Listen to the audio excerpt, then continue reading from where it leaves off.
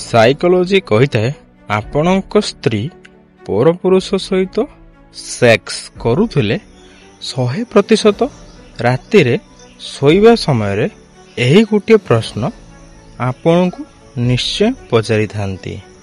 ଯଦି ଆପଣ କୌଣସି କାମରେ ବାହାରେ ରହୁଛନ୍ତି ଓ ଆପଣଙ୍କ ସ୍ତ୍ରୀର ଆଉ କାହା ସହିତ ସମ୍ପର୍କ ରହିଛି, ତେବେ ଘରକୁ ଆସିବାର କିଛି ଦିନ ପରେ ଆପଣଙ୍କ ଯିବାର ଟିକିଏ ଡେରି ହେଲେ ସ୍ତ୍ରୀ ଏହି ପ୍ରଶ୍ନ ଆପଣଙ୍କୁ ନିଶ୍ଚୟ ପଚାରିଥାନ୍ତି, ତୁମେ କେଉଁ ଦିନ ଯିବ କି? ଯଦି ଏହି ପ୍ରଶ୍ନ ବାରମ୍ବାର ପଚାରିଥାନ୍ତି, ତେବେ କଥାରେ କିଛି କାରଣ ଅଛି ବୋଲି ବୁଝିଯାଆନ୍ତୁ। ସାଇକୋଲୋଜି କହିଥାଏ ମହିଳାମାନଙ୍କର ସ୍ତନ ତାଙ୍କ ସୁନ୍ଦରତାକୁ ଆହୁରି ଅଧିକ ବଢ଼ାଇଥାଏ। ଏହି କାରଣ ପାଇଁ ଅଧିକାଂଶ ମହିଳା ନିଜ ସ୍ତନ ଉପରେ ଅଧିକ ଧ୍ୟାନ ଦେଇଥାନ୍ତି। ସାଇକୋଲୋଜି କହିଥାଏ ଚା ବା କଫି ପିଇବା ତୁଳନାରେ ସକାଳୁ ସକାଳୁ ସେକ୍ସ କରିବା ଦ୍ୱାରା ଦିନସାରା ଅଧିକ ସତେଜ ଲାଗିଥାଏ।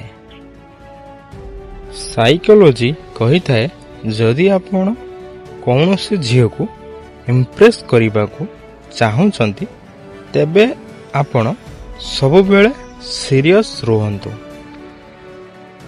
ସାଇକୋଲୋଜି କହିଥାଏ ଯଦି କୌଣସି ଝିଅ ପ୍ରଥମ ଥର କିସ୍ କରିଥାନ୍ତି, ତେବେ ତାଙ୍କୁ ଛାତିରେ କୋଳେଇ ଧରିବା ସମୟରେ ଆପଣଙ୍କୁ ତାଙ୍କର ହାର୍ଟ ବିଟ୍ ନିଶ୍ଚୟ ଶୁଣାହେବ।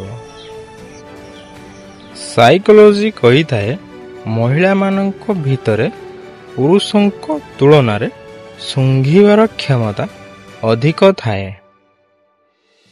ସାଇକୋଲୋଜି କହିଥାଏ ସେକ୍ସ କରୁଥିବା ସମୟରେ 80% ମହିଳା ତାଙ୍କର ବିୟାରେ ହେଉଥିବା କଷ୍ଟକୁ ସେହି ପୁରୁଷକୁ କୁହନ୍ତି ନାହିଁ।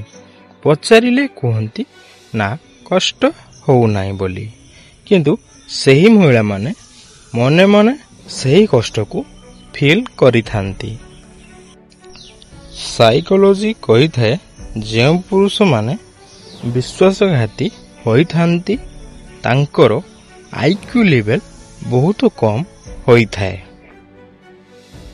ସାଇକୋଲୋଜି କହିଥାଏ ଗୋଟେ ଦିନରେ 2 ବା 4ଟି ସ୍ୟାଡ୍ ସଙ୍ଗ୍ ଶୁଣିବା ଦ୍ୱାରା ଆପଣ ଅନ୍ୟମାନଙ୍କ ତୁଳନାରେ ଅଧିକ କ୍ରିଏଟିଭ୍ ବନିବାକୁ ଲାଗିଯାଆନ୍ତି।